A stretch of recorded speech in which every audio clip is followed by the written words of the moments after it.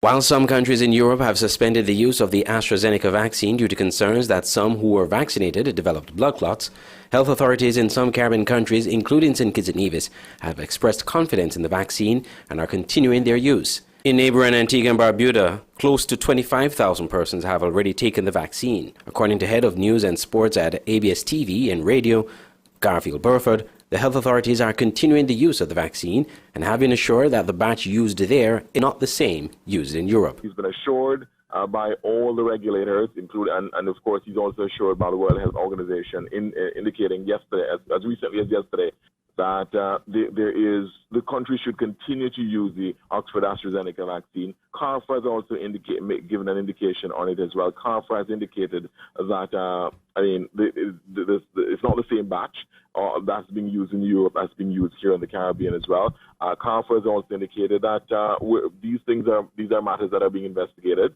and it's encouraging people that anybody who's had any adverse reaction, they should contact their respective health authorities in their respective countries. So the health minister is saying that, look, he's comforted by the assurances given by the World Health Organization and CARFA and PAHO about the safety and efficacy of the Oxford AstraZeneca jab, and he's going to continue to work with that level of assurance. In the meantime, the vaccination program has gone extraordinarily well. In fact, he seems to be pleasantly surprised. Journalist Zara Burton from Jamaica said the authorities there have signaled their intent to continue using the vaccine based on WHO guidelines. She did, however, say that there's some hesitancy amongst the public. There has been some resistance. There was one protest last week by a small group, and they're saying that this particular COVID-19 vaccine, the government needs to say how specifically individuals who are harmed by this vaccine would be compensated, because the government reported here in Jamaica an indemnity agreement with AstraZeneca, essentially absolving them of any issues if something were to happen to individuals who take the vaccine. So the group was calling on the government to explain explicitly how injuries will be dealt with and paid for if there is something that should go wrong. Zara and Garfield were guests on Voice of the Caribbean Radio's Let's Talk St. Kitts and Nevis program on Tuesday. .net. Chief of Staff at the JNF Hospital, Dr. Carmen Wilkinson, in an interview on state media ZIZ TV, reassured the public that the vaccine was safe and there was no evidence it causes blood clots. The World Health Organization has said that its advisory committee on vaccine safety is currently reviewing the reports, but there is no reason for any alarm at all. They have insisted that the AstraZeneca vaccine is an excellent vaccine, and the halting is just a precautionary measure. We know that the AstraZeneca vaccine is the main vaccine that is being used by the World Health Organization through the COVAX facility, and they plan to distribute about 2 billion doses worldwide to immunize at least 20% of the world's population. Persons have been developing across for a number of reasons before.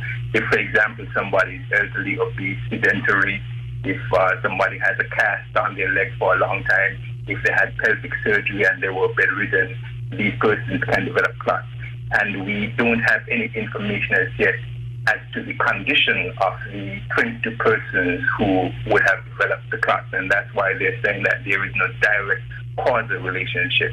But of course, with any new vaccine, if there are any reports, then they would be investigated. Over 6,000 doses of the AstraZeneca vaccine have been administered in St. Kitts and Nevis. Students of the Immaculate Conception Catholic School, ICCS, now have additional computers to assist in their IT subject areas, said Reverend Sister Martin Rosary Ebuju, the ICCS principal. Several Dell computers were presented to the school courtesy Bank of Nevis International in a brief ceremony at the school on Tuesday, 16th March. The ICCS principal said she was pleased of the bank's donation and spoke on how the students at ICCS will use the computers. They are good in IT and we have a doctor in such subject who is teaching them, and they are using it in their technical drawing because the government has made it compulsory. Technical drawing in schools, in secondary schools, the examination should be online with computer. We're no longer taking them manual. So these computers today will help us to engage fully according to the directives of the Minister of Education on technical drawing subjects and the main IT itself. A student representative expressed gratitude on behalf of the ICCS student body.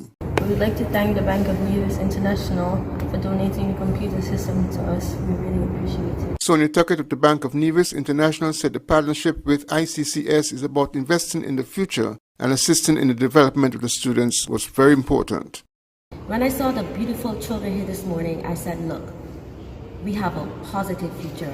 Another artist, another cricketer, another doctor, a future priest, a future politician. And we are just so happy that we can be a part of investing in these children who are our future for tomorrow. The donation of computers will further assist in the strengthening of ICCS's IT curriculum. Glenn Barth, SKN Newsline.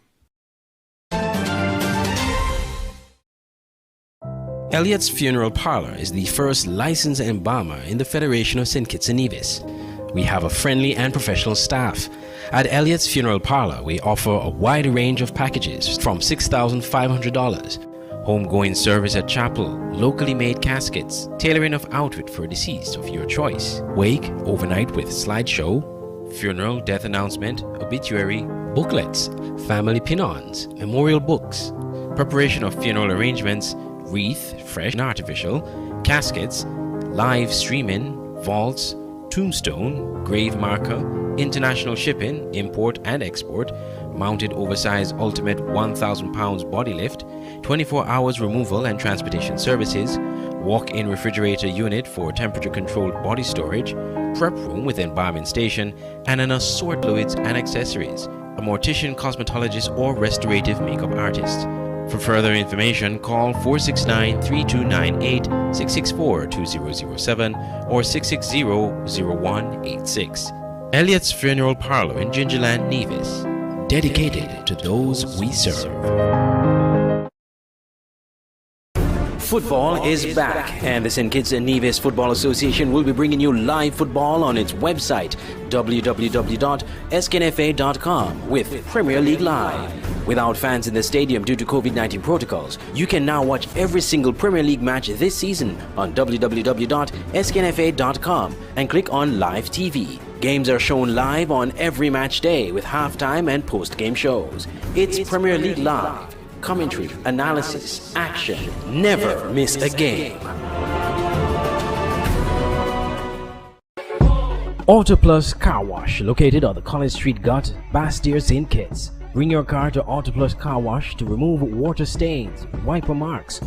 Get your doors, roof panel cleaned, seat floor mats, buffing, headlights, and engine wash. You get quality service at the best price at Autoplus Car Wash. They really care for your car. Call 765-5140 or visit them on the College Street Gut, Bastyr, St. Kitts. Autoplus Car Wash, where the service is number one.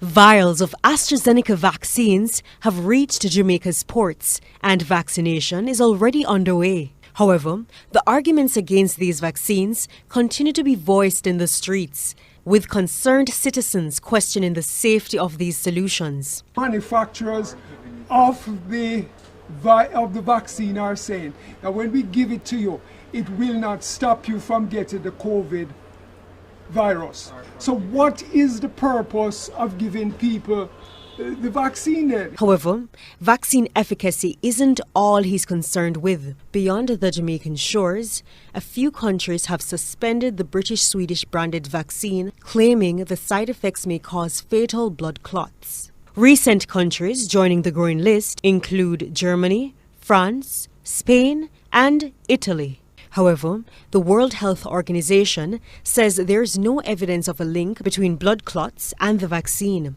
Dr. Garth Rattray, family practitioner for more than 40 years, says the news of fatal blood clots is not applicable to Jamaicans. What happened in Europe was that when they did the maths, right, the statistics. They found that of the people who got the vaccines, those who got blood clots, it's like 0.000 whatever percent, very small. If you were to look at the population on a whole who got blood clots spontaneously, it's much higher than that. Dr. Ratcher says side effects are inevitable. He says the positives of the vaccine far outweigh the negatives. When somebody gets vaccinated, as I did Saturday gone, one of the most common things is the side tenderness or pain.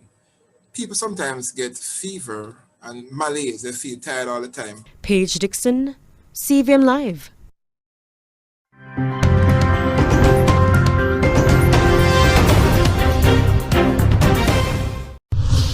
The Health Ministry has noted the overwhelming response to the vaccination exercise for persons 60 years and older, which moved into the second part of Phase 1 last Wednesday. According to the ministry, over 2,000 senior citizens have received their first dose of the Oxford, AstraZeneca, and Sinopharm vaccines. And while Health Minister Dr. Frank Anthony is confident that the country is on target so far to having a significant percentage of its elderly population protected against severe illness caused by the virus, he indicated that following that, persons from other age groups will have their chance to be immunized. He was at the time speaking during the daily COVID-19 update on Monday. Once we have completed this age group, then we'll go to other age groups. So we'll then lower it maybe to 50 and above, and then we'll drop it to 40 and above, and so forth. The challenge, however, is making sure that we have adequate supplies of vaccines, and we have been working to ensure that we get a constant flow of vaccines.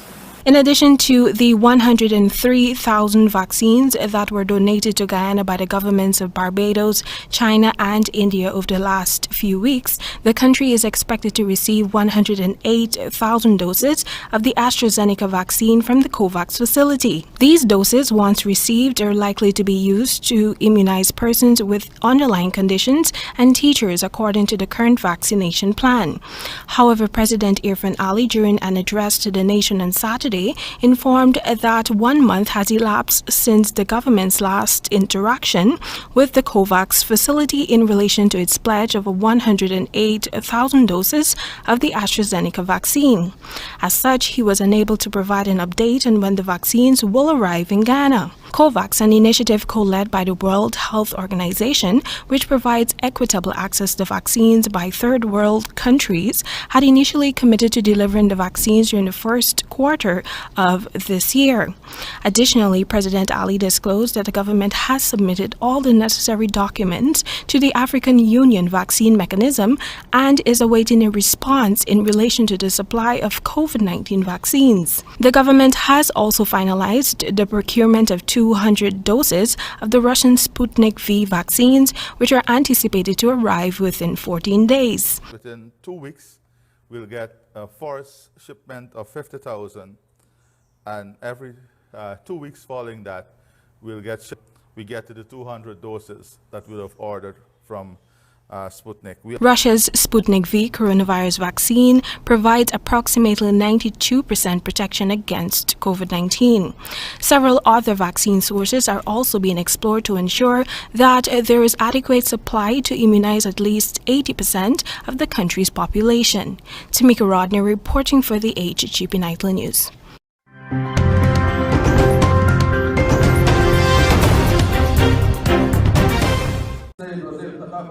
Libya's new interim government has been sworn in, a sign of hope for a nation that suffered years of conflict, but the challenges ahead are immense.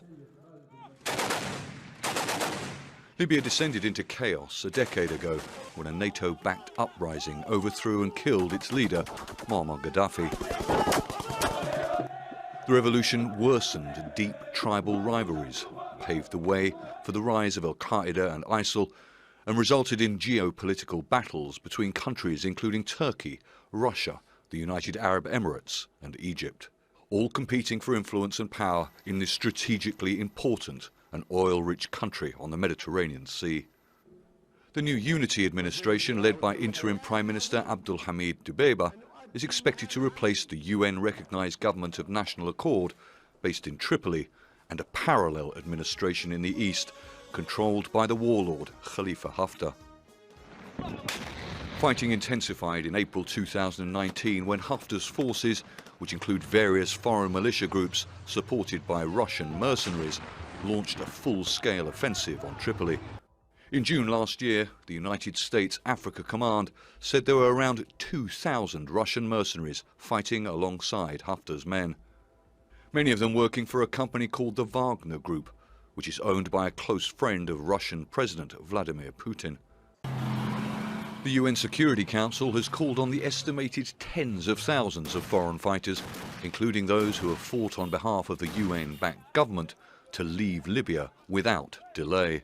Unless you have a subservient, neutral military, there is no guarantees that just because you have elections in December, that you will achieve democracy.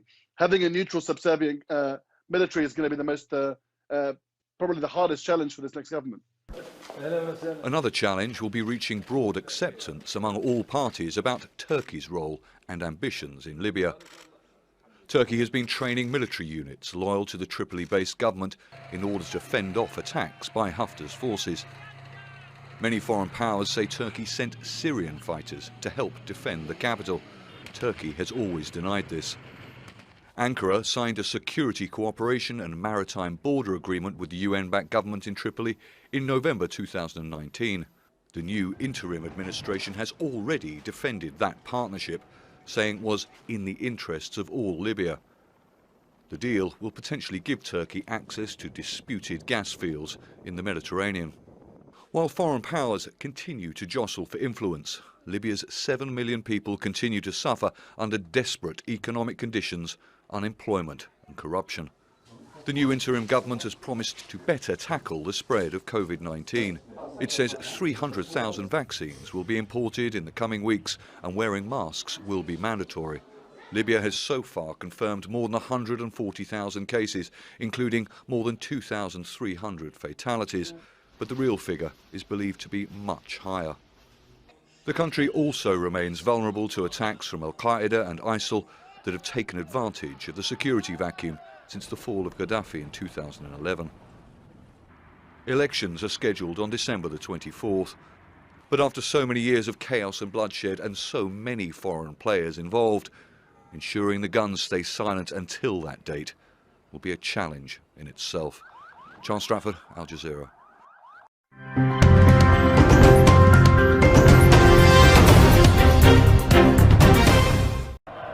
Protesters demanding the downfall of President Bashar al-Assad's regime were shot at, arrested, and tortured.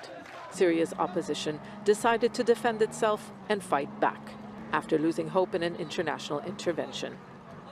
The formation of the Free Syrian Army was announced by rebel military leader Riyad al-Assad in July 2011. But years later, the former Air Force colonel, like many others, acknowledged the FSA existed only in name. Each of the armed groups had their own agenda and they wanted to implement it before the fall of Assad. This caused divisions. Also, international powers intervened and supported different groups. A unified authority that would serve as an alternative to the Syrian government is what the opposition has so far failed to do. They control territory. They have a base to govern from, but it is territory where wars within a war are being fought. By 2013, much of northern Syria belonged to many opposition groups that were only united against the common enemy. And they shared territory with Al-Qaeda-linked groups which wanted to establish an Islamic State. At the start, foreign fighters were welcomed by the opposition, which felt abandoned by world powers. That changed when they started to take territory from those they called corrupt rebels. Armed opposition groups linked to the Free Syrian Army are no longer here. ISIL also imposed brutal tactics, arresting, killing, and forcing into exile activists who called for democracy. The foreign fighters actually targeted us. They became enemies like Assad regime. They don't want our voices to be heard in Syria and also outside Syria. Global attention focused on defeating ISIL, in what was described as a counter-terrorism mission rather than an effort to tip the scales in the war. The international community overpromised and underdelivered. When you had President Obama, when you had British, French, and German leaders saying that President Assad had to stand aside, it triggered an expectation that they were going to back this up somehow. Instead, it was the regime which received outside support. Russia and Iran's entry on the battlefield turned the equation on the ground in Assad's favor. The opposition has been pushed to the northern corner of Syria, where millions of people remain vulnerable to attacks. Demands for a safe or a no-fly zone to protect them are still ignored 10 years on. Zana Khudr, Al Jazeera, Beirut. The SKN Newsline website now offers you more news. Log on to www.sknnewsline.com for local, regional, and international news. You can also watch the latest newscast and keep abreast with news in sports, all from sknnewsline.com. That's www.sknnewsline.com. News at your fingertips. Stay abreast with news on St. Martin with SMN News. Visit www.smn-news.com for up-to-date news, scoops, opinions, and hard-hitting facts. SMN News, we tell it like it is. Visit our website www.smn-news.com. It's the new and improved SKN Newsline Android mobile app. With the SKN Newsline app, you can watch your news reports, the SKN Newsline newscast, sports, special features, and so much more. You can also send us a WhatsApp or call us directly. Go in the Google Play Store, search SKN Newsline, and download the app today. The SKN Newsline mobile app. News on the go.